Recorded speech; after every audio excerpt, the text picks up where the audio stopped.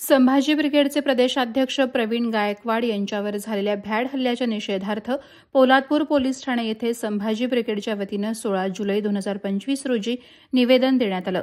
या निवेदनातून संभाजी ब्रिगेड प्रदेशाध्यक्ष प्रवीण गायकवाड यांच्यावर शाईफेक करून हल्ला करणारा गुन्हेगार असलेला दीपक काटे आणि त्याच्या साथीदार यांच्यावर मोक्का अंतर्गत गुन्हे दाखल करून कडक कारवाई करण्याची मागणी करण्यात आली।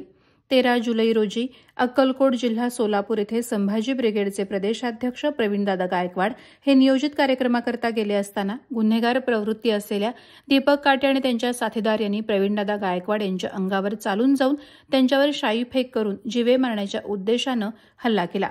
दीपक काटे यांच्यासह काही साथीदार हे परप्रांतीय होते आणि त्यांच्यावर सुद्धा यापूर्वी अनेक गुन्हे दाखल आहेत।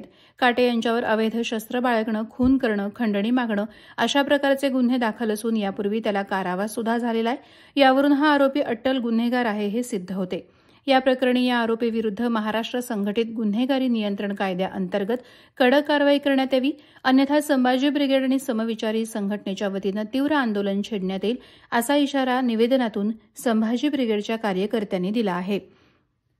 यावेळी तालुकाध्यक्ष अमित वाडकर, कार्याध्यक्ष अरुण मोहिते, किसन गोलांबडे, मनोज जाधव, विवेकांत मोरे, राकेश चव्हाण यांच्यासह पोलादपूर प्रेस क्लबचे सचिव संदीप जाबळे, सिद्धेश पवार आदी उपस्थित होते।